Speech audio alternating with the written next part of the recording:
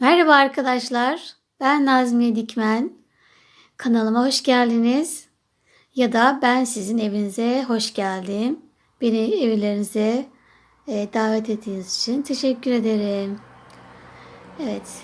Bugünkü videomuzda bu görmüş olduğunuz şirin, tatlış kaplumbağa yapacağız.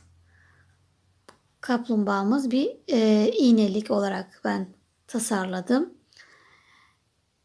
E, Biliyorsunuz iğnelik bize çok lazım oluyor. Ve devamlı çocuklara oyuncaklar ördük. Ben de şu bir dinlenme zamanı vermiştim kendime. Fakat yine boş durmadım. Canım sıkıldı ve hemen bir çok ihtiyacı olan bir iğnelik yapayım dedim. Bu şekilde bir renkler ışıl ışıl böyle simli, incili böyle bir kaplumbağa yaptım arkadaşlar.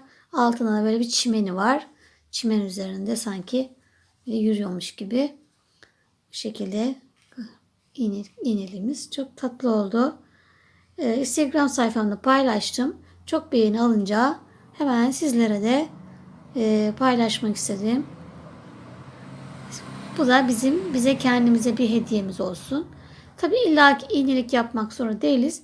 Bunları çıkarıp çocuğumuzun odasına da dekor amaçlı, dekorasyon amaçlı veya oynayabilir. Çimeni yapmazsak oyuncak olarak da oynayabilir. Veya kadife ile örebilirsiniz. O zaman da büyük büyük kaplumbağası olmuş olur çocuğumuzun yine.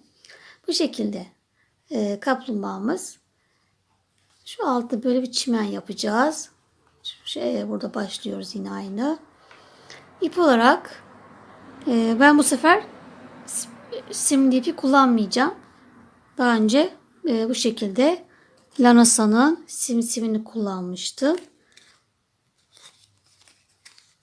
Simsim C932 merak edenler için belki bu renk yapmak isteyenler varsa C932 ben çok beğendim bu Lanasa'nın simini. Bir de böyle bebek mavisini aldım. Elsa yaparsak kullanırım diye. Elsa biliyorsunuz çok böyle ışıl ışıl kıyafetleri. Ama şimdi yapacağımı bu şekil yapmayacağım. Farklı tasarlayacağım. İpimi de bitirmek istemiyorum çünkü. Gerçekten iplerimiz değerli. Ben bu şekil bakalım bu sefer yapacağım. Böyle yumuş yumuş. Bunu torunumun odasına dekorasyon amaçlı veya oynayabilir tabii. Bu şekil bakalım. Bu sefer böyle düşündüm. Şey için, sırtı için. Yani evini bunu yapacağım. Yine aynı Lanasa Alara'yla da kafasını, bacaklarını öreceğim. Bu kadar yeter sanırım. Karın altını farklı yapacağım. Bu kaplumbağanın altı da farklıydı. Nasıl altı gözükmüyor. İpimi de değerlendirmek istiyorum. Yani bu ipim getirmek istiyorum. O yüzden karın altına farklı yapacağım. Siz isterseniz hepsini aynı yapabilirsiniz. İp sıkıntınız yoksa. Evet, bu çimeni içinde bu lif ipi bildiğimiz kristal. Böyle çift katlı oluyor bunlar. Lif ipiyle de çimenini yapacağız. Tabii ki illaki lif ipi şart değil. Sadece böyle daha tel tel durduğu için bunu tercih ettim. Yoksa diğer iplerle hepsiyle de olur. Bunu çift katlı yapıyoruz. İnce olduğu için. Ve gözlerimizde bakalım gözlerimiz neredeydi? Evet, gözlerim için de 10 milim takma göz kullanacağım. Mavi olacak bu sefer. Daha önceki pembe yapmıştım. Pembeye pembe. Bunda da bu ipin içine de mavi olduğu için böyle bir mavi yapmayı düşünüyorum. Gözlerimizde 10 milim. Eğer takma gözünüz yoksa da işleyebilirsiniz arkadaşlar. Bu şekilde ortaya beyaz yapın. Nasıl parlıyor ışığı gördünüz. Buralarda işlerseniz de aynı tatlı bir kaplumbağa olur. İlla ki takma göz şart yok. Zaten küçük gördüğünüz gibi. Şimdi hemen iğnelimize kafamızla başlayalım. Evet, bu arada iğnelerimi de çıkardım. İğnesiz halinde görün istedim. Bu şekilde böyle de Dekor amaçlı hoş oldu. Dediğim gibi çocuk odalarına da çok şık. Süs amaçlı gerçekten. Yani kendimiz bile mutfağımıza başka yerler olabilir. Üzerine de böyle yarım incilerle yapıştırdım. Bu kumaş yapıştırıcılarıyla çok gayet güzel yapışıyor. Bu şekilde. Evet, hemen kafamıza başlıyoruz. Evet, videolarımızın çok uzamaması için arkadaşlar sihirli halkayı sadece şimdi göstereceğim. Bir dahakilerde hep başlamış olacağım. Bunu da burada belirteyim. Bir kere göstermiş olacağım. Orta parmağımızı 2 defa doluyoruz. Ve başladığım yeri tuttum. İçerisine bir tane sık iğne yaptım. Bununla sabitlemiş oldum sihirli halkamı. Şimdi bunun içerisine, halkanın içerisine 6 tane sık iğne yapıyorum. 1, 2, 3, 4, 5, 6. Şimdi ipimi çekiyorum. Ve çektiğimde kısalan ipi, bunu bırakıyorum. Kısalan ipi çekeceğim.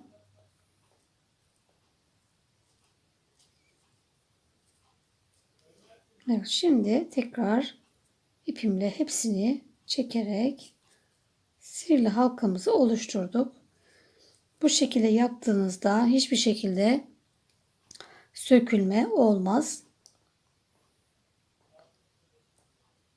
Evet, ilk sık iğneme battım ve ilmek kaydırarak birinci sıramızı bitirdik. Bir zincir çekiyorum. Şimdi bu 6 tanenin hepsine çift batıyoruz.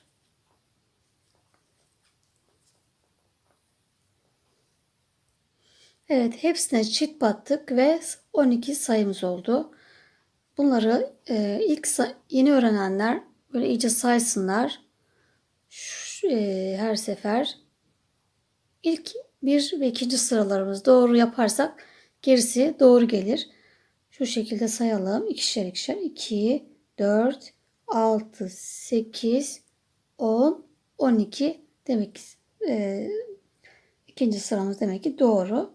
Şimdi amigurumi'lerde bu tür çalışmaları döne döne ördüğümüz için sıramızı belirlemek adına araya farklı renkle ayraç koyduk. Şu an 3. sıraya başlayacağız. İkinci sıramız 12 olmuştu. 3. sıradayız. Bir tane tek batıyoruz. Bir çift. Bir tek. Bir çift. Sıra sonuna kadar hepsi aynı.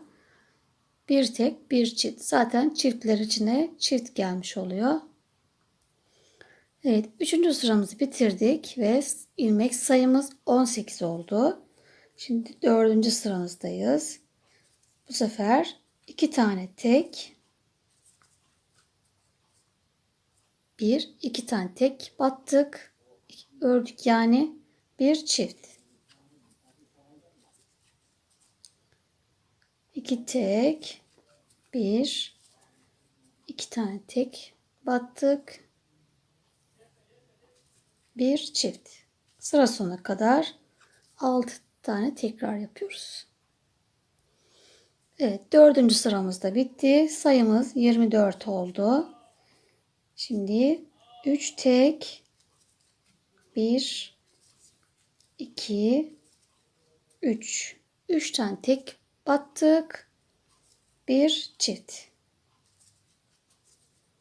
3 tane tek, 1, 2, 3 ve bir çift. Sıra sonuna kadar aynı şekilde devam ediyoruz. Evet, 5. sıramız bitti. 6'dayız. Bu kafadaki son arttırma olacak. Şimdi 4 tane tek batıyoruz. 1, 2, 3, 4. 4 tane tek battık. Bir çift. Tekrar 4 tane tek. 1, 2, 3, 4 tek, 1 çift. Sıra sonuna kadar hepsi aynı şekilde devam edelim. Evet, 6. sıramızda bitirdik ve ilmek sayımız 36 oldu. Bundan sonra 4 sıra eksiltme arttırma yapmadan düz örüyoruz. Yani 36 ilmek olarak 4 sıra öreceğiz. Evet, arttırmadan sonra 4 sıra düz ördük. Şimdi 11. sıradayız. Şimdi göz altında arttırma yapıyoruz. 12 tane tek batıyorum. Evet, 12 tane hepsine tek battım. Şimdi bir tane arttırıyorum. Bir çift battım yani. Bir tek battım. Bir arttır. Bir ilmeğin içine 2 tane battım. Bir tek. Bir arttır. Evet, 3 tane bir gözün altına 3 arttırma yapmış oldum. 7 tane tek batıyorum. Evet, 7 tane tek battım. Yani 7 tane sık iğne yaptık. Bir şey tekrar diğer gözümüz altına da bir çift ördüm. Bir tek, bir çift, bir tek ve bir çift. 3 tane göz altında, diğer gözümüz altına da arttırma yaptık. 1, 2, 3. Bir aralıklı.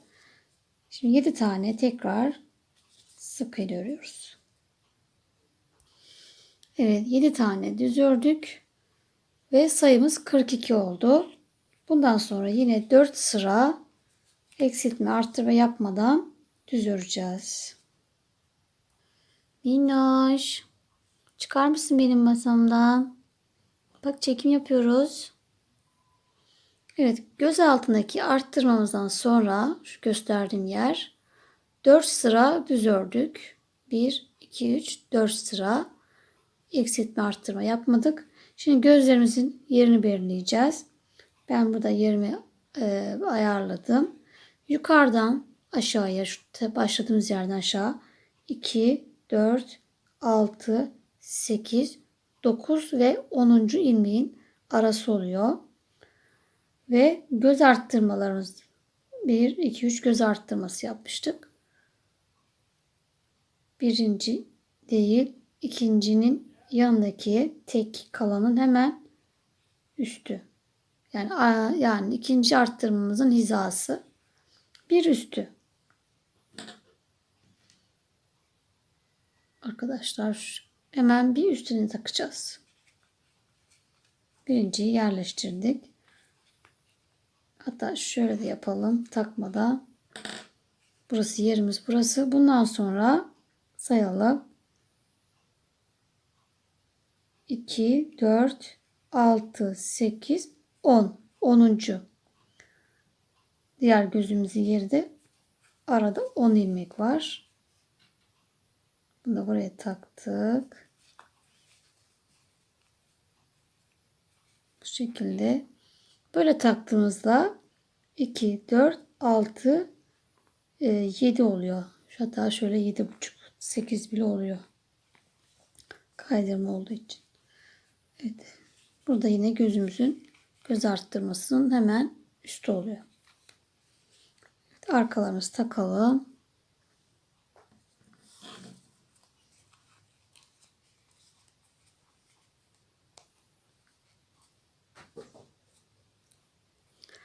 Evet, gözlerimi taktım ve şimdi bunları mühürleyeceğim. Yani şu sihir eriteceğim, bastıracağım. Çünkü gözlerim kilitli, güvenli değil.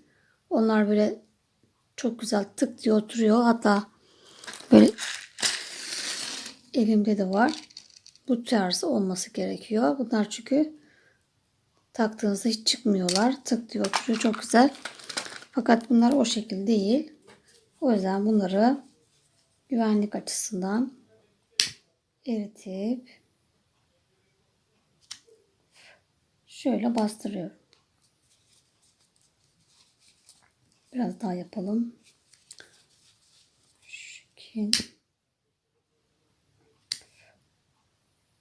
Evet, bu şekil arkaya doğru mühürlemiş olduk.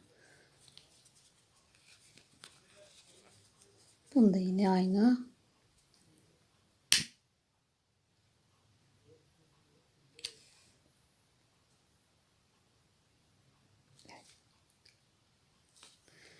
İşte bundan sonra kesmeye başlıyoruz. Evet, bir tane kesiyorum. 5 tane tek örüyorum. 1 2 3 4 5. Yine bir tane kesiyorum. Azaltıyoruz yani. 1 2 kat alıp beraber örüyoruz. Tekrar 5 tane tek. Sıra sonuna kadar 5 tek, bir tane kesiyoruz. Evet, 16. sıramızı bitirdik. 17.yi geçtik. Tekrar bir tane kesiyoruz. 2 tane katlar alıp eksilttik. 4 tane tek batıyoruz. 1 2 3 4. 4 sık iğne yaptık. Tekrar bir tane kesiyoruz. Azalttık. 4 tane tek batıyoruz. 2 3 4. Sıra sonuna kadar yine bir kez 4 yapacağız. Evet, sıra sonuna geldim ve 30 tane ilmeğim kaldı. Şimdi 18. sıradayız. Tekrar bir tane kesiyoruz. 3 tane tek batıyoruz. 1 2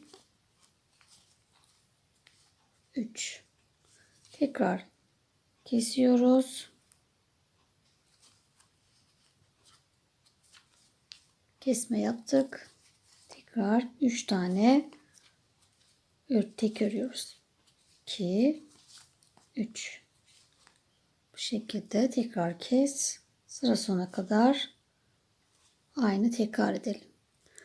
Evet, sıra sonuna geldik ve 24 tane ilmeğim kaldı. Şimdi 19. sıramızda 2 tane yandan kesme yapacağız sadece. Şimdi bir tane kesmeyle başladım. Diğer karşıki ortasına gelene kadar ilmeğimin düz öreceğim. Yani işte 12 tane, 10 tane diyelim mesela. 4. Evet, 10 tane düz ördüm. Bir tane ikinci kesmemi yapıyorum ve 22 tane toplamda 22 sık iğnem kaldı. Sıra sonuna kadar şimdi düz örüyorum. Evet, bundan sonra 12 sıra düz öreceğiz. Kafamıza dolduracağız. Evet, bu arada kafamı da güzelce doldurdum arkadaşlar. Daha sonra zor olacağı için böyle ara ara doldurmalarınızı yapın. Bu şekilde devam edelim düz örmeye. Evet, toplamda 12 sıra düz ördüm arkadaşlar. Kesme yerimiz burasıydı. Buradan aşağıya 2, 4, 6, 8. Yanlış mı oldu? Kesme yerim şu. En son kesme yerim bu. 2, 4, 6, 8, 10, 12. 12 sıra düz ördüm ve şimdi ipimi keseceğim. Evet, kafamızı ve boynumuzu bitirdik. Şimdi sırtındaki evini yapalım. Evet, sırtındaki evini ördüm bu şekil ama çok büyük oldu arkadaşlar. İpleri farklı olduğu için daha bu devam edecek bir de. Sadece arttırma yeri. O yüzden bunu bu şekil bıraktım. Çünkü aynı kalınlıkta ip olması lazım. Tezat oldu. Ama çok da güzel olacaktı. Eğer kafasına bu tür bir iple yapsaydım. O yüzden bunu kaldırdım. Başka bir projede kullanacağım. Sökeceğim tabii. O yüzden de kendi aynı ipiyle yine Lanosa'nın pembesiyle yaptım arkadaşlar. 6 ile başladım yine sihirli halkama. 6 tane sık iğne yaptım. Hepsini çift battım. 1, 2, 3, 4, 5, 6, 7, 8. En son 8 tek bir arttır, 8 tek bir arttır yaptım. Ve ondan sonra bakalım 2, 4, 6, 7. 7 sıra eksiltme, arttırma yapmadan düz ördüm. Evet, ilmek sayım 60. Şimdi bu sıramda kesme yapacağım. Bir tane kesiyorum. 8 tane düz örüyorum. 1, 2, 3, 4, 5, 6, 7, 8. Tekrar bir kesiyorum. Bir tane azalttım. 8 tane tek batıyorum. Evet, sıra sonuma geldim. Hep 6 tane kesme yapmış olduk. Bir kez 8 ör, bir kez 8 ör yaparak. Evet, 52 tane ilmeğimiz kaldı. Şimdi ilmek kaydırarak burayı bitiriyoruz. Şimdi buradaki fıstığı yapacağız. Eteğin ucundaki. Onun için örgümüzü döndürüyoruz. Tersten öreceğiz. Fıstık yapmak için. Bir zincir çektim. Şimdi arkadan öreceğiz arkadaşlar. Arka kattan yani blue olarak öreceğiz fıstığımızı. Öndeki bir katı bırakacağız. Buraya da kabuğumuzu dikeceğiz.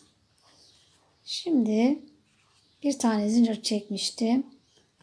Tığımın üzerine aldım. İpimi arkadan 3 tane çekiyorum. 1, hatta 2 zincir çekelim. 2 zincir çektim.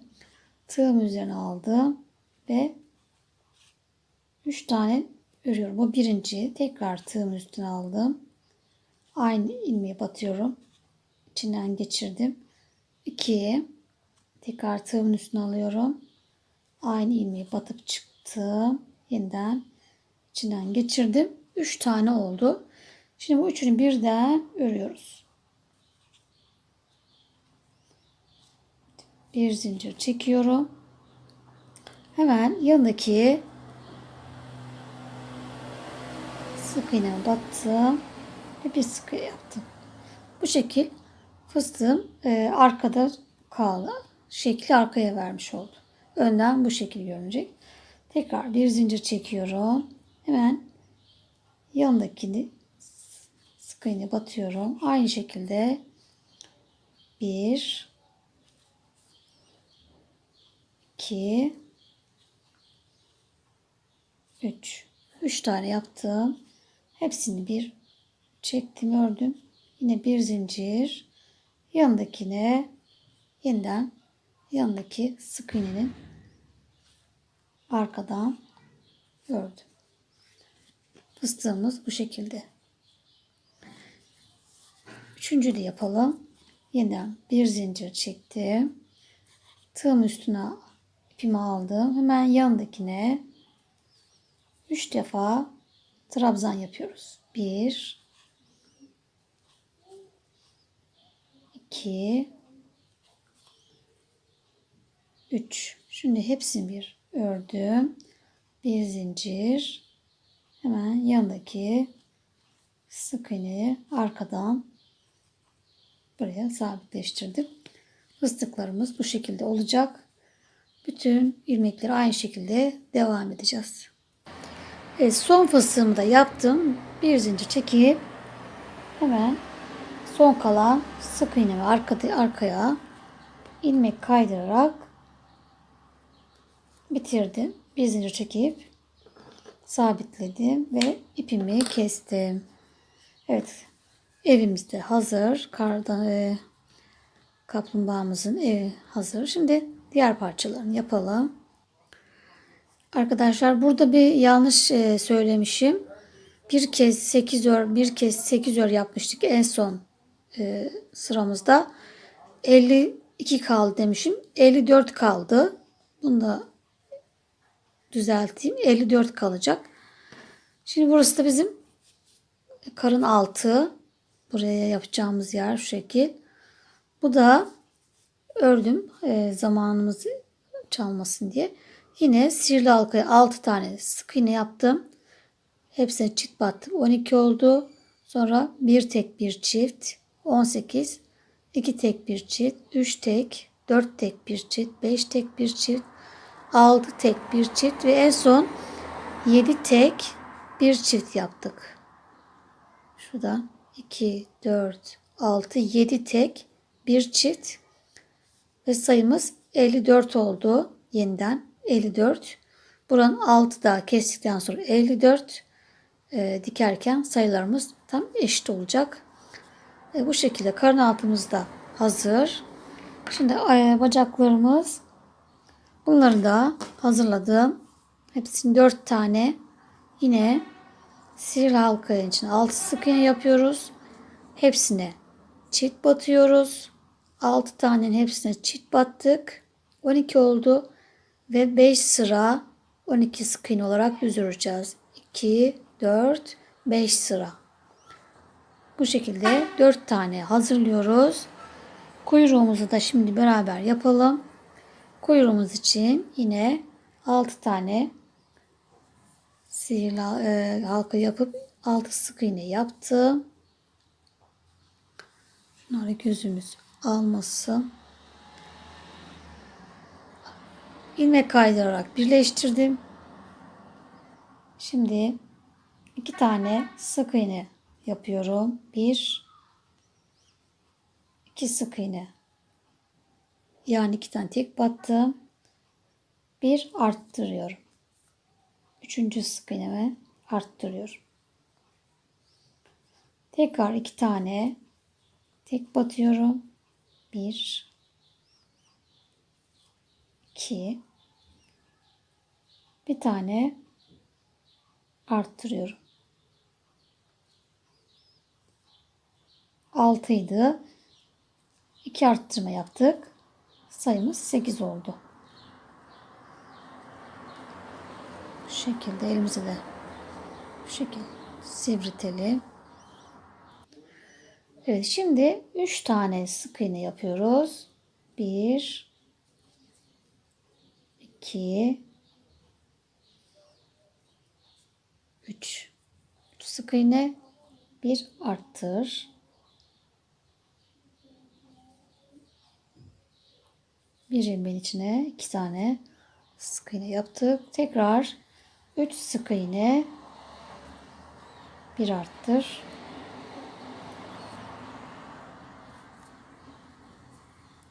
Bir arttır yapıyorum. Ve sayımız 10 oldu. Şimdi 4 sık iğne, 1 arttır. 4 sık iğne, 1 arttır. Evet, sıra sonuma geldim ve sayım 12 oldu. Şimdi 2 sıra düz öreceğiz. Evet, 2 sıra düz ördüm arkadaşlar. 12 sık iğne olarak toplamda 2, 4, 6. 6 sıra kuyruğumuzu örmüş olmuşuz. Şimdi ipimi uzun keseceğim. Bu iple işte bacakları, karın altını hepsini birleştireceğiz. O yüzden ipimi uzun kestim. Dikiş olarak payı. Şimdi çimenimizi de yapalım. Şeyi en son yapacağız. Bunları hepsini birleştirmeyi en son. Çimenim de bu şekil hazırladım. Çift katlı olarak ördüm lif ipimi. Lif ipi de gerçekten çok çift katlı olduğu zaman çok güzel oluyor. Başka örgülerinizde de örebilirsiniz. buzağı yapanlar da bile olmuş. Gayet güzeldi. Sonuçta kendinizi örüyorsanız çok da sorun değil. Çocuğunuz da bir yetişkinse, 3 yaşından büyükse örebilirsiniz bu tür iplerle de. Şimdi 6 ile başladık. 6. Hepsine çift battık. 1, 2, 3, 4, 5, 6 tek, bir çift.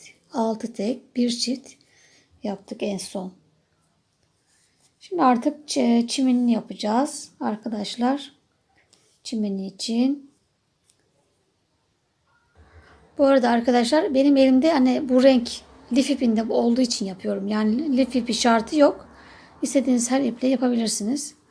İşte hem böyle tel tel de olduğu için görünüşte güzel oluyor.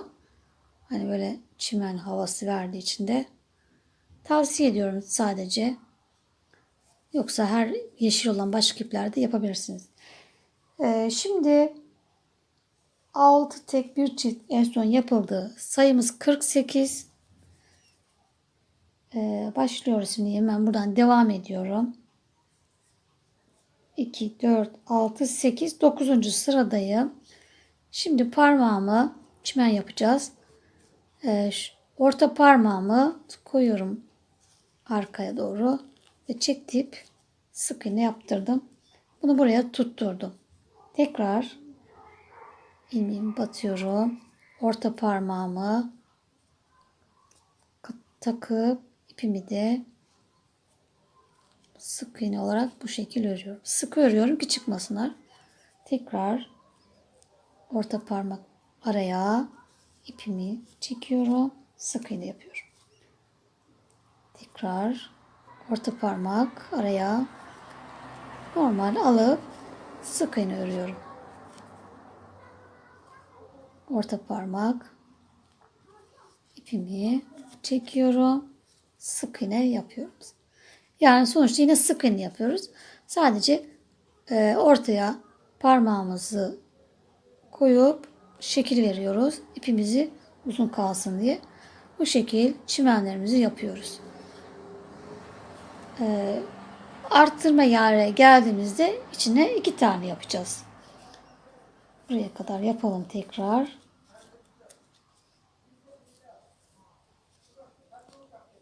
En son 6 tek bir çift yaptık. Şimdi 7 tane tek yaptım. Şimdi bir çift.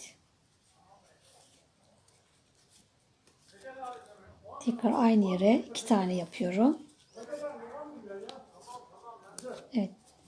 Bundan sonra hep 7 tek bir çift, 7 tek bir çift devam edeceğiz. Evet, sıra sonumuza geldik. 7 tek bir çift, 7 tek bir çift, 6 tekrar yaptık. 9. sıramızı bitirdik. 2, 4, 6, 8, 9. 9. sıramız. Çimlerimiz bu şekilde.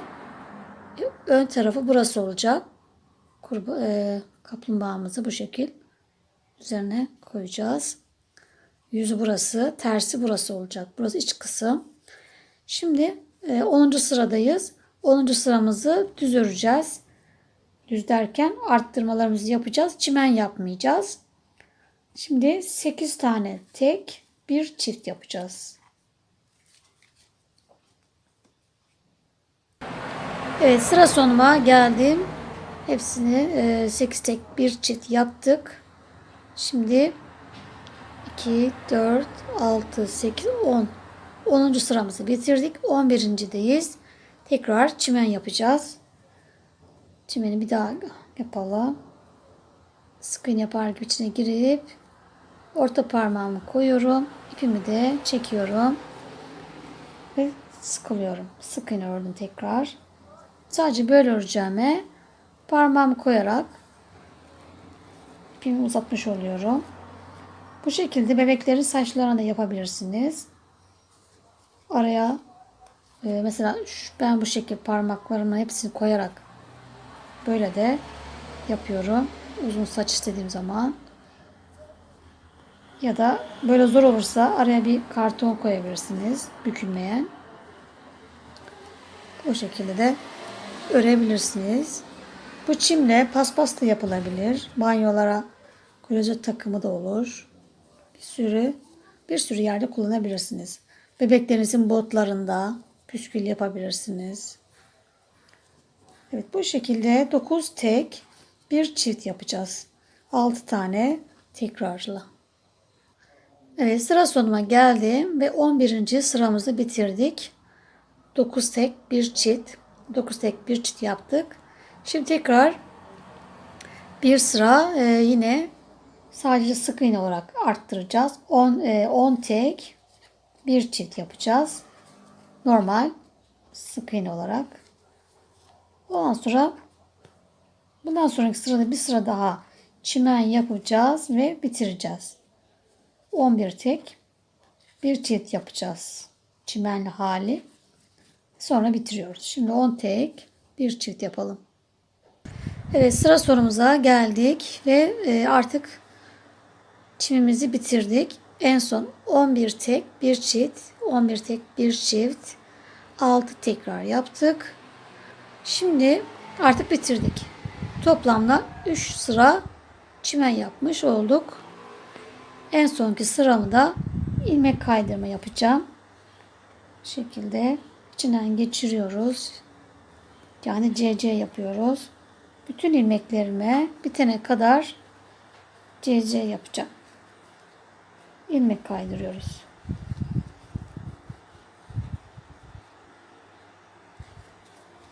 Daha böyle düzgün görünsün diye arkadaşlar.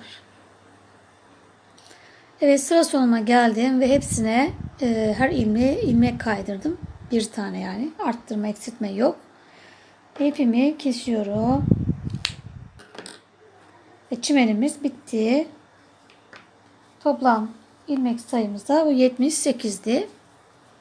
Bu şekilde hazır. Üzerine kaplumbağamızı koyacağız. Böyle dikeceğiz. Şimdi çiçeğimizi de yapalım en son. Evet, çiçeğimiz için 40 tane zincir çektim. Şimdi tığımın üzerine ipimi alıyorum ve 4. zincire